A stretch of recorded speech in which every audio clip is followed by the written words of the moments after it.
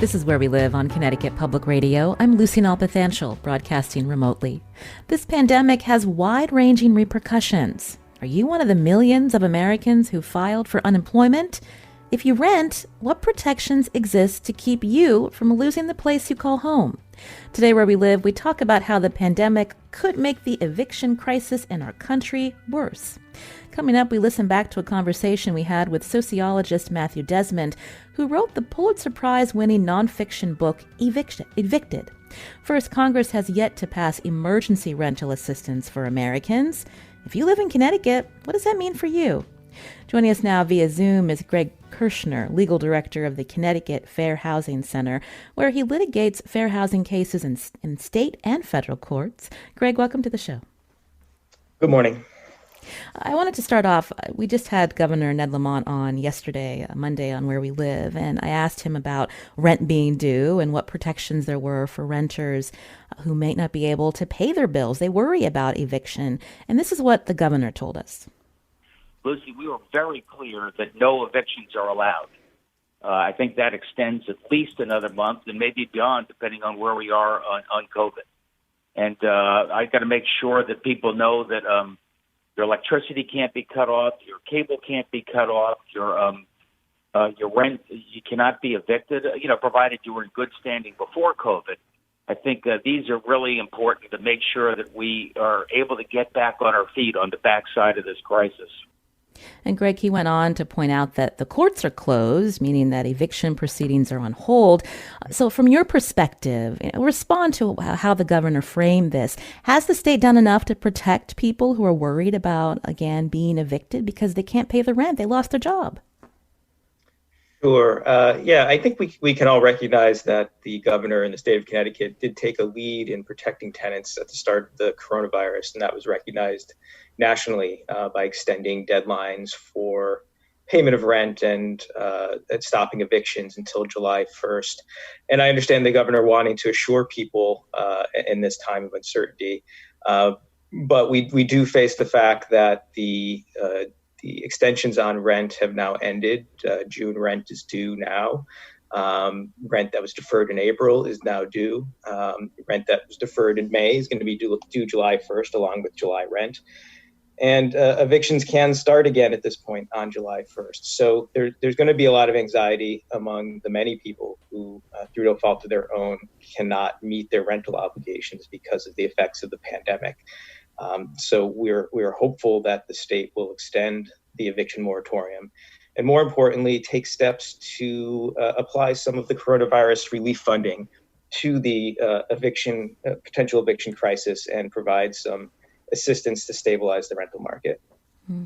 I understand that there was some funding in the CARES Act, but that doesn't necessarily help all Americans who worry about, again, not being able to pay their rent.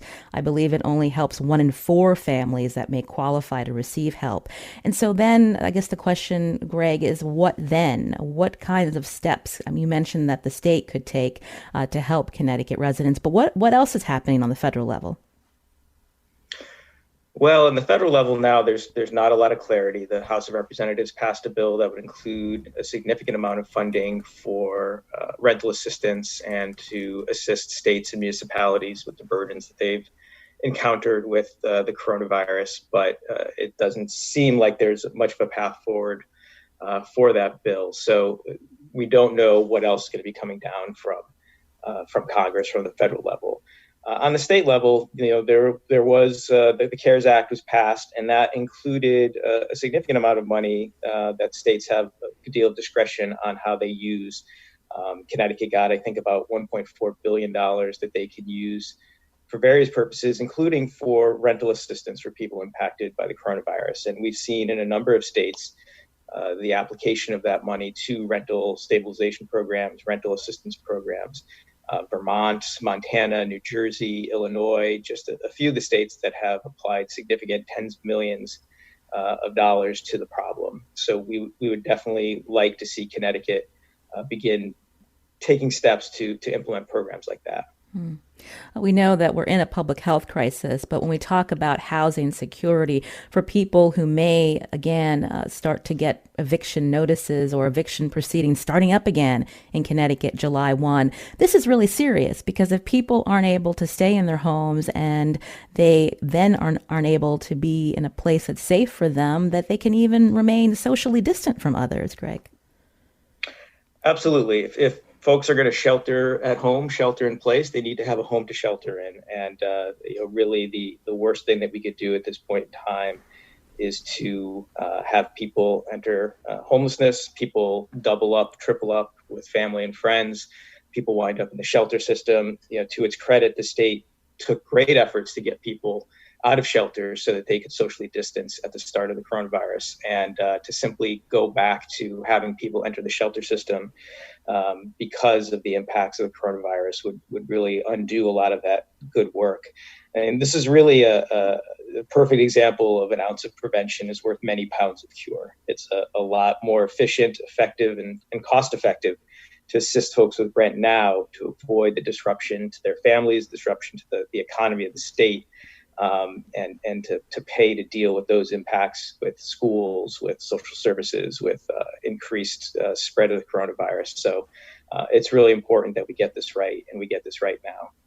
You're hearing Greg Kirschner on Zoom. He's legal director of the Connecticut Fair Housing Center, again, where he litigates fair housing cases in the state and federal courts as we talk about how the eviction crisis in America could worsen because in this pandemic, so many Americans have lost their jobs. They're going to have trouble paying the rent. Are you one of them? You can join us too. Find us on Facebook and Twitter at Where We Live. I want to bring into the conversation now Josh Michtom. He's a Hartford City Council member, and he's actually part of this cancel rent movement. Josh, welcome to our show. Hey, Lucy. Thanks for having me on. So tell me a little bit more about the movement. This didn't just start last week. You've been doing this over the last few months. And when we say cancel rent, exactly what are you talking about?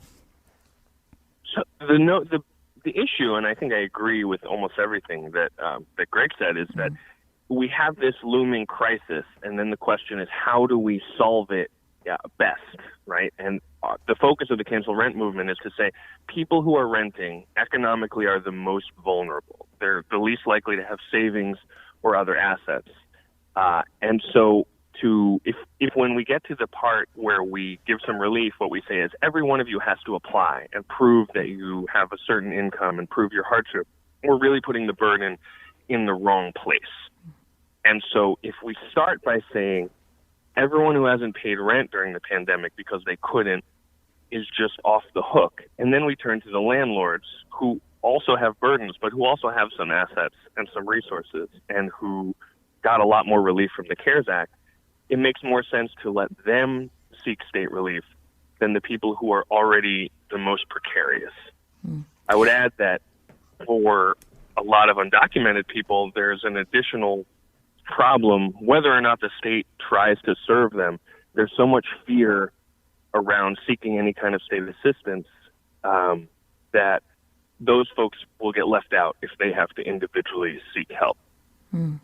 When you talk about the cancel rent movement, you mentioned landlords being part of the solution. You're also calling for a rent relief fund to help landlords, many of them being small property owners, Josh. Right, because, anytime we talk about evictions, we're talking about cascading effects on communities, right? If we have small landlords can't collect rent, they're facing foreclosure. And then if you have both an eviction and a foreclosure crisis, you're looking at outside investors and then out-of-town landlords, which is a problem that cities wrestle with. So I think we're saying, yes, there needs to be cash assistance from the state, but the point where the assistance should go into the system is at the landlords because they're better suited to seek the assistance. We certainly don't want to leave them high and dry. Greg Kirschner, can you respond to what Josh Michtom is talking about, Councilman Josh Michtom? Yeah, I think that we are in agreement. Our organization and legal services organizations across the state support a program that would require landlords to apply and have the state be the middleman, the neutral arbiter to figure out what a fair amount of compensation for the landlord would be. And landlords would then not be able to evict tenants for non-payment of rent during this period. And that's really a key thing, is that all this needs to happen before any eviction papers are filed. As I'm sure will be discussed and when you replay the interview with Matt Desmond, the filing of eviction has terrible impacts and long-lasting impacts on individuals, potentially for the rest of their lives as they seek housing. So we can't have folks be burdened with that just because we've had a natural disaster of this magnitude interrupt people's ability to meet their rental payments. Mm. Greg, we know that COVID-19 has really highlighted disparities for communities of color in Connecticut and around our nation, disproportionate a number of them dying and contracting this disease. But again, when we look at housing security, these communities of color also impacted. Data Haven shared census data recently that shows COVID-19 related inequities. 46% of Latinos, 38% of Black renters have no or slight confidence in their ability to pay this month's rent compared to just 22% of white renters. Again, are we hearing at all from our Connecticut delegation about how they can help Connecticut residents who are struggling right now? Well, in terms of a federal response, as I said, that there's been some discussion and the House of Representatives passed a bill. But you make a really important point, is that this crisis is just exacerbating existing problems in the housing market and in society. People of color have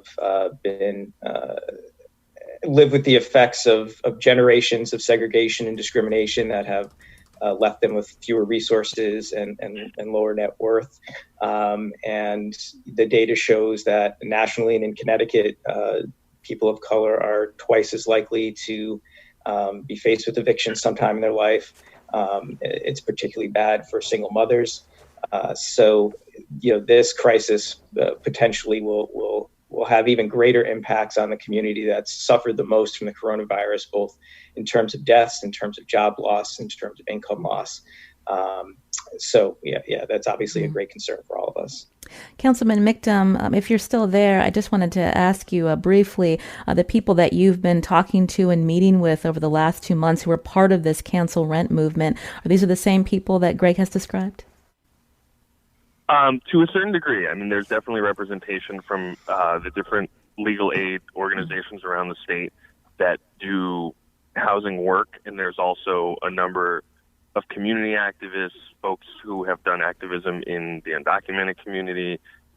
So it's really a cross-section, and it's folks from Bridgeport, New Haven, Hartford, all over. Before we end the segment, I wanted to talk a little bit more about this cycle of poverty, the fact that evictions, it's not just about losing your home in the present, but the long-term repercussions on communities. Greg, can you sum it up for us? Well, as I said, if you have an eviction filed against you, it can follow you for years, decades, for the rest of your life. And sometimes if you have eviction filed against someone with a name similar to yours, it can follow you for the rest of your life. So, the proliferation of data sharing and the use of data to screen tenants has created a lot of impediments to people being able to make good moves for their family and access good housing. So we need to do everything we can to reduce the number of evictions filed and make sure that tenants have a fair chance at securing the housing that they need. And we talk about the consequences following people. Eviction records can affect their credit, their housing search options, their ability to get public aid. Some states, their wages can be garnished. They lose the ability to gain property years later, and pushes families into deeper disadvantaged and worse neighborhoods. I want to thank again Greg Kirschner for calling in and being on the show, legal director of the Connecticut Fair Housing Center. Also, Hartford Councilman Josh Mictum on the phone today, talking about the cancel rent movement here in our state. Coming up after the break, we're going to listen back to my conversation with sociologist Matthew Desmond, whose book, Evicted, started a national conversation about America's eviction crisis. You can join us too. Find us on Facebook and Twitter at Where We Live.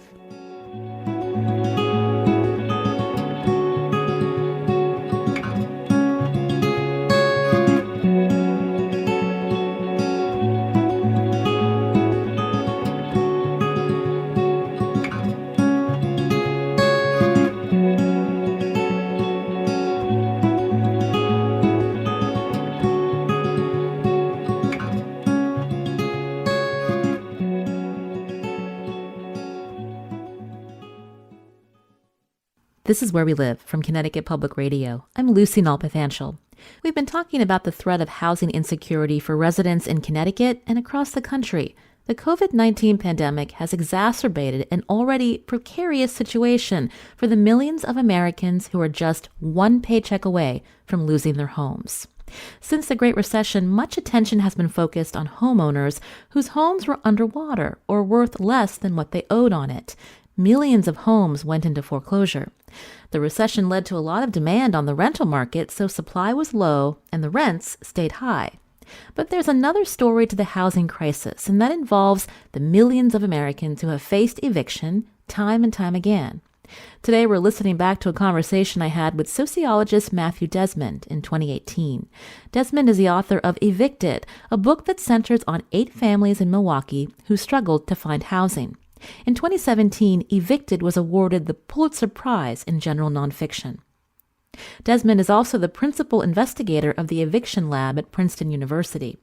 He says eviction is not a condition of poverty, but the cause of it.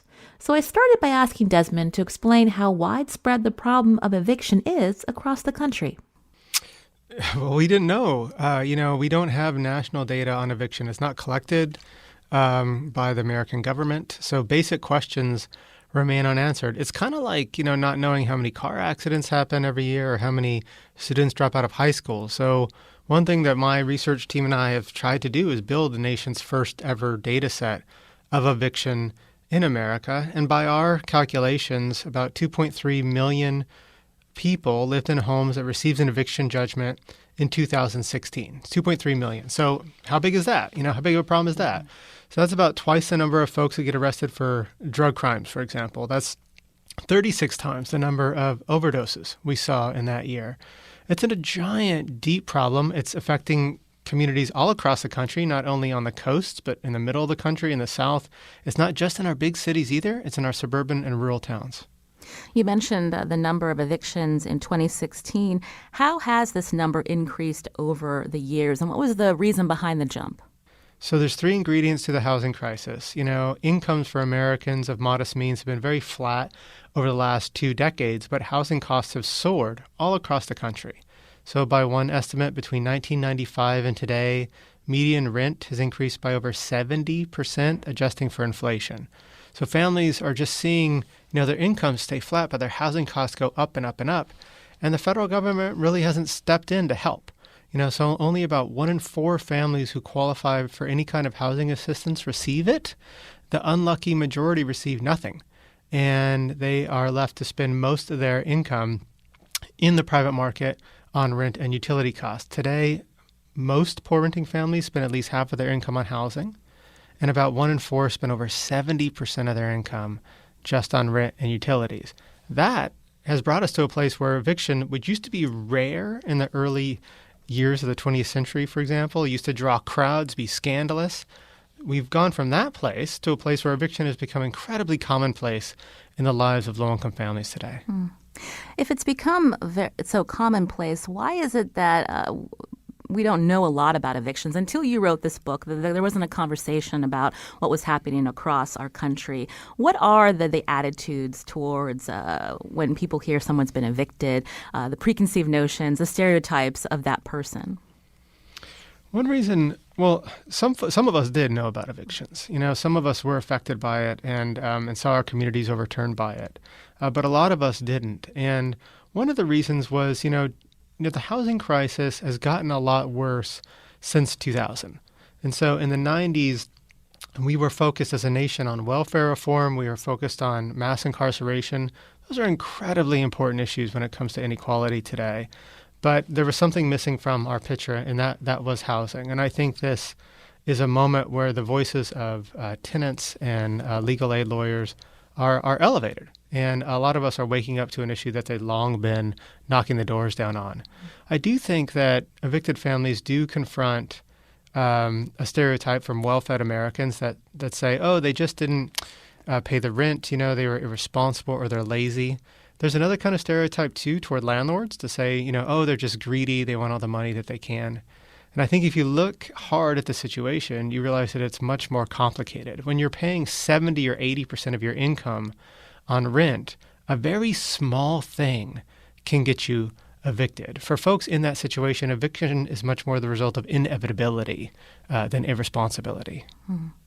Again, you wrote this book, Evicted. You focused on 8 families in the city of Milwaukee. Why this city, and how did you, get access to these people that they were comfortable speaking with you? I thought that the story of the American city tended to be written on the margins. We had a lot of books about our big cities, New York and LA and Chicago. And we had a lot of books about cities that are usually kind of portrayed as some of our worst cases. This is not a portrayal that I agree with, but these are cities like Detroit. But there are all these cities, that fill up the American landscape, St. Louis and Cleveland and Milwaukee, that are often left out of our conversations. And I thought that writing about Milwaukee would give me a shot at representing better the experiences of families in New Haven or Hartford or St. Louis or Cincinnati than it would if I focused on one of these exceptional but very different kinds of cities that we hear a lot about. And to your second question about how to get in, I think that when you start this work, you kind of realize that the harder problem isn't getting in, it's leaving, and a lot of families are incredibly open about their lives and generous. And I've slept on their floors and ate from their tables and met their friends and their children. And I've gone to church with them and work with them. And when you embed yourself in the lives of folks like that, you make friends, you have love for them. And I think leaving Milwaukee was much harder than starting. It doesn't mean that starting was easy either. So some folks I met kind of were very open from day one, and others had a lot more suspicions, and I had to take it much more slower and go forward and go back with those folks. I remember there was a time when I was living in the trailer park. I was talking to someone, and a guy came up to the guy I was talking to and was like, don't talk to this guy. He's a spy for the city. And at the time, the trailer park was being really scrutinized by the city of Milwaukee, and everyone living in there thought it would be shut down and they wouldn't have a place to live. And so I said, I'm a writer, and he's like, well, show me the books you've written. And I was like, I don't carry the books around with me. I don't have them, but we can look them up on the internet. And he said, I don't have the internet. I work for a living. And so in my head, I'm like, gosh, this is really not going great. And so I called around to local bookstores. Of course, they didn't have any of my books. So I checked one out from the local library and went back to his place and showed it to him. And then he made me a ham sandwich, and we talked well into the night. And so I think there are things like that come up all the time, and it's kind of awkward, difficult work. But it's also work that leaves you with a deep impression that people do want to share their stories, and they want people to really listen to them. I wanted to learn a little bit more about some of the people that you profiled in your book, Matthew, and something that when you read this book, you realize a lot of the low-income families that you're profiling, they're living in private apartments, not public housing as people might think that's segregated for people who don't make a lot of money. Can you walk us through some of the families that you met and their situations? Sure, but I think your frame is really important. I think that a lot of us still imagine that the typical low-income family lives in public housing or gets some other kind of help from the government when it comes to making rent. But the opposite is true. The typical low-income family today all across America lives in the private market and spends most of their money not on their children, but on their rent and their utility costs. The waiting list for public housing in our biggest cities is now counted in decades. So, I have 2 young kids. If I applied for public housing today in Washington, D.C., I'd probably be a grandfather, by the time my application came up for review. So that's a situation. And so when I was meeting people like Lorraine, who was my neighbor in the trailer park, and this was a grandma who got by on a small disability check that was spending over 70% of her income to rent a mobile home in a place that was considered an environmental biohazard at the time by the city. I met a young woman named Vanetta, and she was trying to raise 3 young kids in the inner city, and she was working at Old Country Buffet, and her hours got cut, and she was so terrified of losing her home and maybe her children that she committed an armed robbery to try to make the rent. This was someone without a criminal record. I think of someone like Arlene, who was a single mom, right, raising 2 young boys, and was spending 88% of her income just on rent when we met. And you see her story throughout the book bouncing from, one place to the next in just house after house that she can't afford, even in the poorest nooks and crannies of a poor city. You mentioned some of these places were substandard. How is that legal for landlords to rent out property that you and I, we wouldn't want to raise our families in? It's not legal, but laws cost money. So imagine you're Arlene. You're spending 88% of your income on rent. And so you find another home and you find a landlord that will take you despite your long eviction record. And so I remember spending one time with Arlene where she had to call 90 landlords before one said yes. So imagine that long, exhausting fight. And so you finally get into a place and the landlord says, I need first month's rent, last month's rent, and security deposit. So you're Arlene, you can't do that. You can barely make first month's rent. So the landlord says, I'll work with you, you work with me. So when the plumbing goes out or the ceiling caves in, you could call your landlord. You can report your landlord to the city. But you know that if you do that, you might get evicted. Not because it's legal to evict someone that makes that call. It's not. But because landlords could always evict someone if they're behind on rent. So the housing crisis encourages situations where, tenants kind of can trade their health and their kids' dignity for a roof over their head, for substandard conditions. We meet several different families, as I mentioned, but you also follow a landlord, Sharina, I believe. Can you tell us about her and how, when we talk about this housing crisis, it is a complex situation in cities and communities around our country. From one side, you have people that are looking to find a home. You have others that are offering a place for someone to live, and there's a lot of complexity there. Tell us a little bit about Sharina, because when we read about her, at times you want to sympathize, and other times you're angry with this woman when you see how some of her tenants are treated. I mean, if that's your response to Sharina, I feel like I did an okay job. And I think that, my job was to try to write people in their full complexity, landlords and tenants alike. And I think that we see Sharina, who had only been a landlord for 4 years, who kind of was a self-starter, kind of built a little small real estate empire by herself. She was a public school teacher before. She owned 36 units. All of them were in inner city Milwaukee, and she was proud of her work. And you see her at turns, right? Like you mentioned, working with tenants, buying tenants groceries, loving on tenants, counseling tenants. And then you see her at other turns being kind of callous and hard and evicting tenants and even in the dead of winter. And so I think that what Sharina does is also like shine a mirror onto what many of us face in our lives. Poverty isn't innocent. There are winners and losers on the American field, and sometimes there are losers because there are winners. And I think that when you look at Sharina and you ask, how is her prosperity related to her tenants' poverty, we also have to ask that about ourselves, no matter who we are, about how our kids' safety and schools and neighborhoods tax benefits are connected to the lack of those for many unfortunate Americans. Another point that you make in Evicted from following these residents in Milwaukee, we know how mass incarceration impacts Black men, but when we go with you to eviction court, who are the people that are disproportionately impacted by eviction, and that's African American women.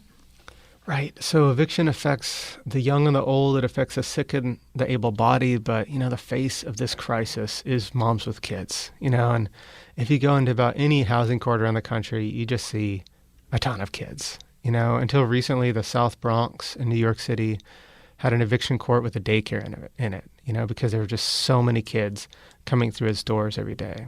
And low-income African-American women, and especially mothers, are evicted at incredibly high rates. Among Milwaukee renters, 1 in 5 Black women reports being evicted sometime in her life, compared to 1 in 15 white women. And that statistic, I think, should trouble us, because it does mean that eviction is something like the feminine equivalent to incarceration. It does mean that many of our low-income African-American men are being swept up in the long arm of the criminal justice system. They are being locked up. But many of our low-income African-American women are being locked out, and they're disproportionately bearing the brunt of this crisis. You mentioned children.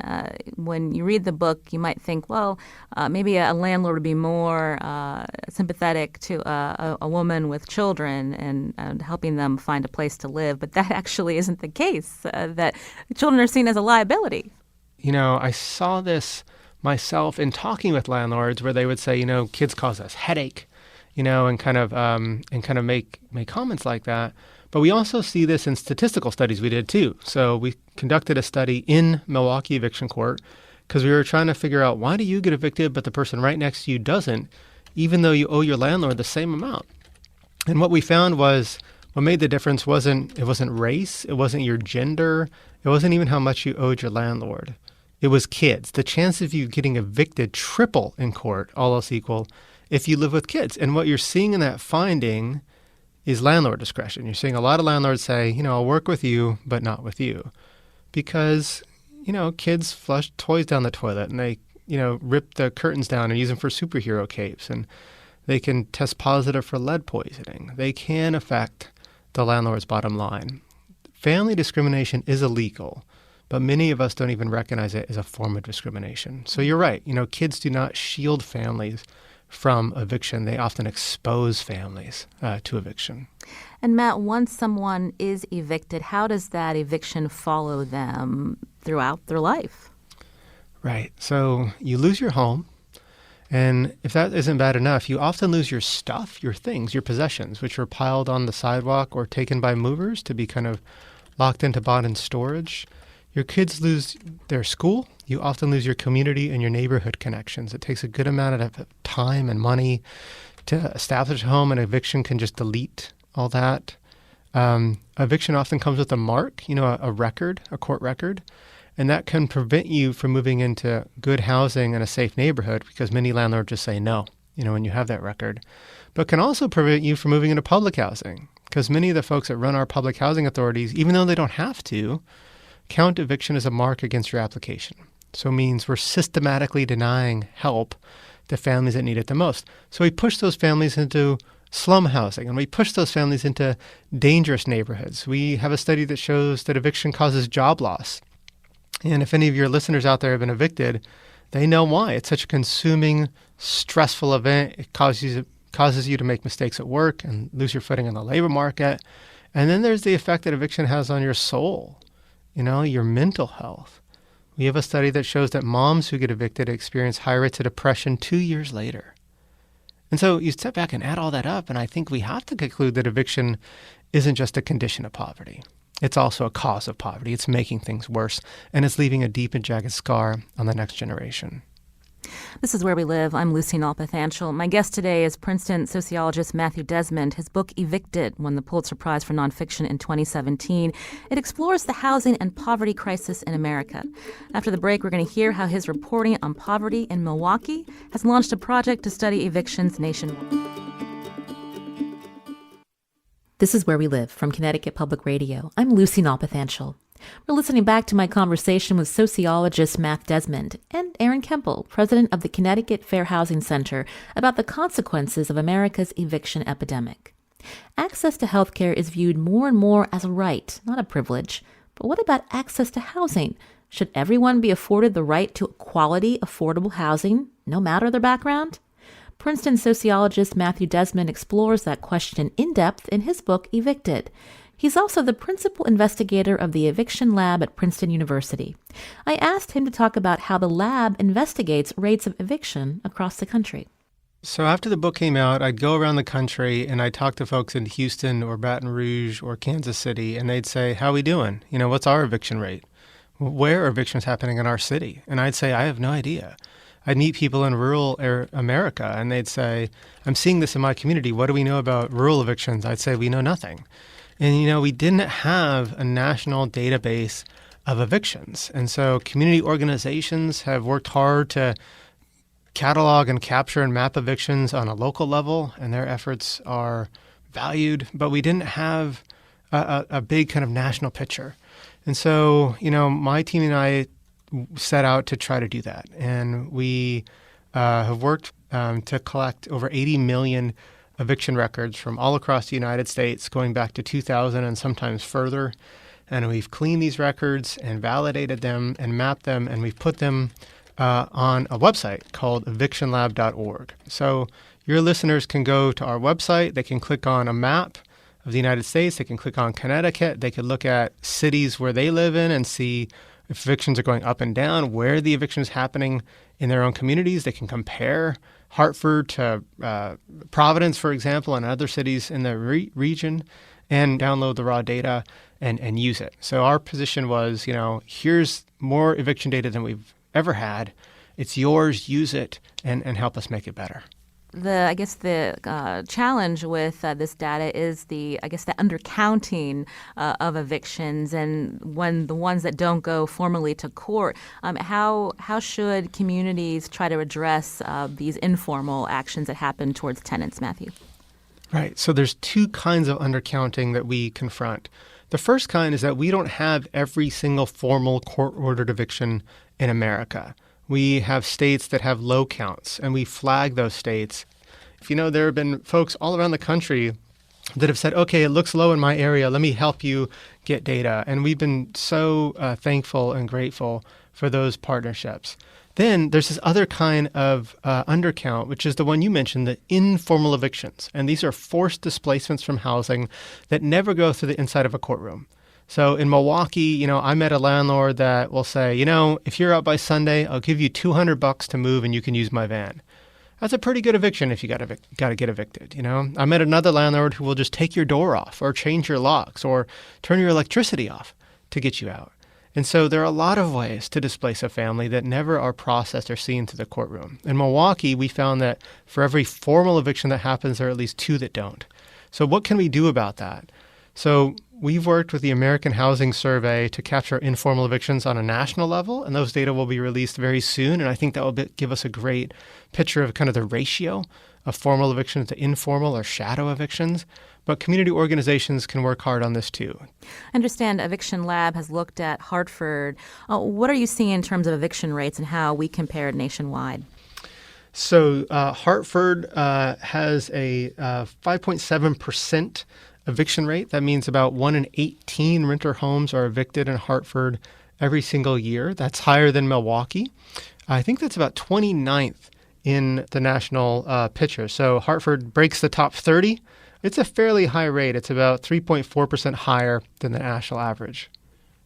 And I believe Waterbury in Connecticut has an even higher rate than the city of Hartford. I wanted to bring into our conversation now Erin Kemple, Executive Director of the Connecticut Fair Housing Center. Erin, welcome to the show. Thank you very much for having me. How do you react when you hear that in Hartford the eviction rate is twice that of the national average? And what's the work that you're doing to help tenants? So it didn't surprise me that we have very high rates of eviction in all over Connecticut and in Hartford in particular. What we really were interested in my office was the idea of using the fair housing laws to try to change the way evictions are seen when people go to look for another apartment. So the idea that the majority of people being evicted are families with children or African-American women means that eviction might have a disparate impact on people of color or people who have children, and that would violate the fair housing laws. So using some of the techniques that Professor Desmond used in his book, we have bought all of the eviction data in Connecticut going back to 1997 and currently are examining that to see if there is a disparate impact in the eviction. And if so, one of the things that we would like to advocate for is a case-by-case analysis of an eviction record.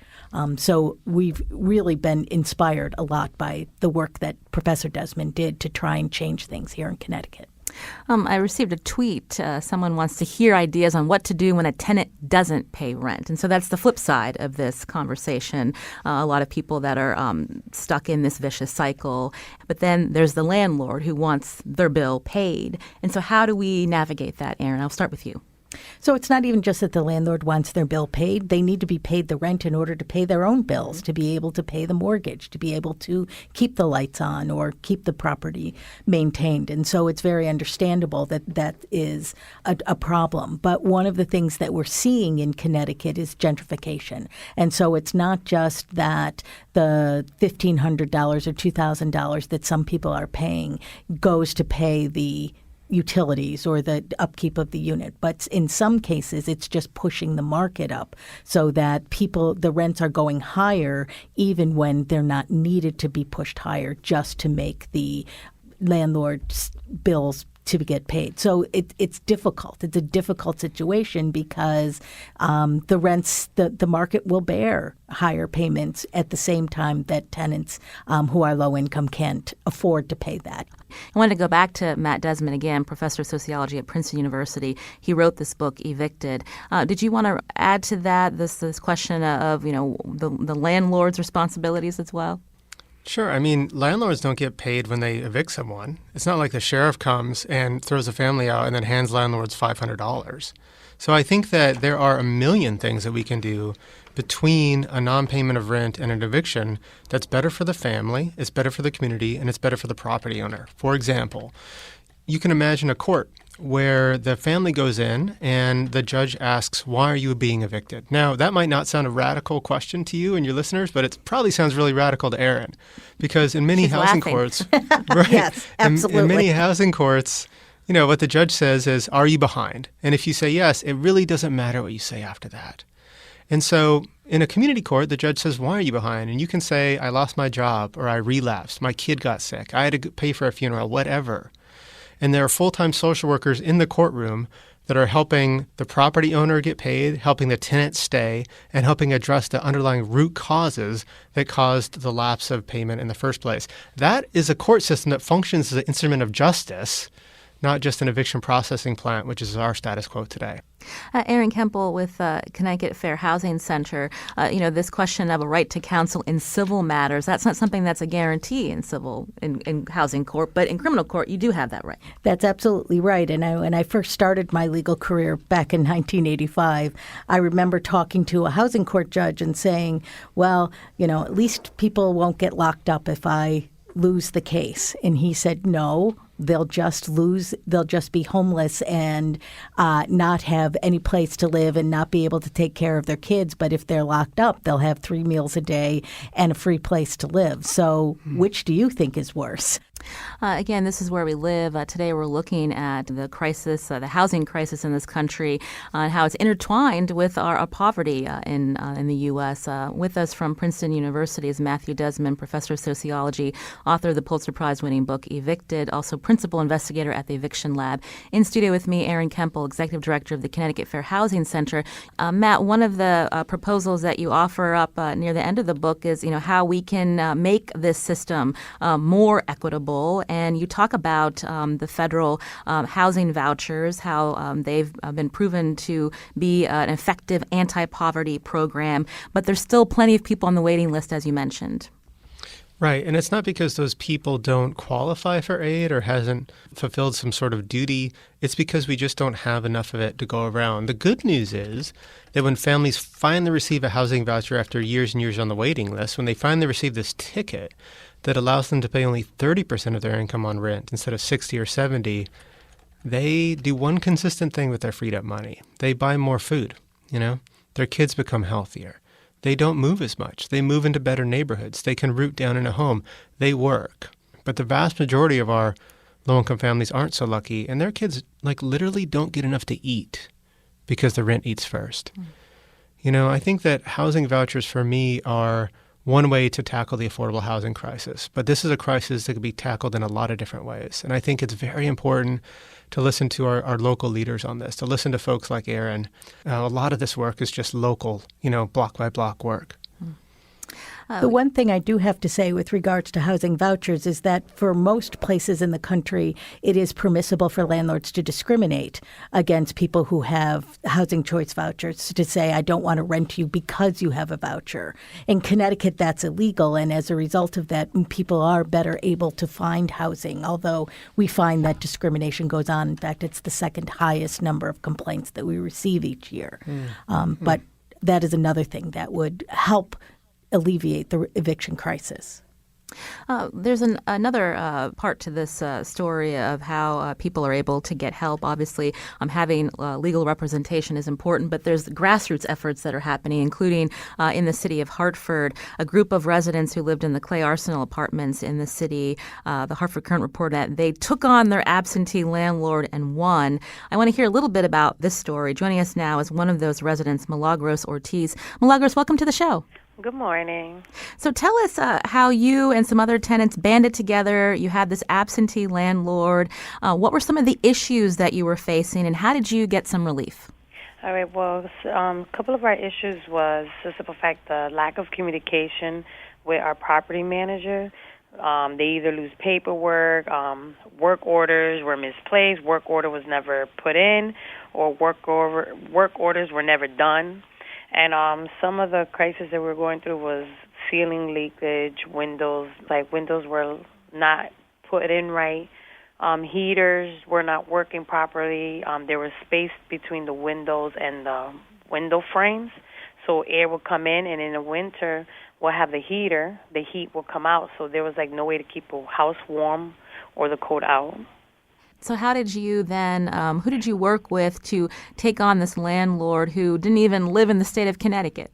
Well, we went to a meeting one day with a property manager that we were meeting, and at that meeting, in the flyer, it said that we were going to meet the landlord. Mind you, I lived there for 5 years, and I never met him personally. I never sat down with him. I never said hi, shook his hand. I'm one of your tenants. I never sat there personally with him. But from there, we had a disagreement of how everything was going on, and we just looked at it. There was 4 other tenant leaders that I work with. We were all in the same meeting. I never knew them. I never met them. So that first meeting that we had was actually the first time we met each other. And when we came out of the meeting, we discussed about what we were going to do, and we just acted on our own, and we just made meetings after meetings. Mind you, some of us graduated, some of us had no class of education, so we just took it on our own and we learned on our own. Google was our best friend. If you needed something, Google had the answer. You were so successful in this campaign, HUD actually took away this landlord Section 8 voucher funding. Erin Kempel's in studio with me, Executive Director of the Connecticut Fair Housing Center. Is this a rare situation where tenants are able to get this kind of recourse, but they now have to still find a place to live? It's very rare that tenants are able to do this on their own. We're aware of situations in New London and Bridgeport where there are equally bad conditions, but the tenants were not able to get the landlord or get HUD or anybody else to pay as much attention without the assistance of an attorney or someone like that. And so I think what they've done is really impressive. It got HUD's attention, which is very difficult to do. But as you say, the result is not fixing the units. So we're going to lose the units and the community that everybody has in the Clay Arsenal area. And they're now all being forced to move to other places, which hopefully will get them into better housing and maybe better neighborhoods, but will lose something as well. Milagros, before we head to break, tell us about your situation. Have you found a new place to live? No, I haven't found any place to live yet. I work, so I do 62 hours a week, and I don't have enough time to sit and browse and look for an apartment. Now we have to designate to live out of Hartford just to see if we can find a proper house, a proper apartment to move into, and it's very difficult. Milagros Ortiz, a former resident of the Clay Arsenal apartment, speaking back in 2018 about their successful fight against an absentee landlord. In January of this year, Connecticut State Attorney General William Tong announced a civil investigation into that landlord, Emmanuel Koo. Today's show is produced by Carmen Baskoff. Our technical producer is Kat Pastor. I'm Lucy Nalpathanchel. Thanks for listening.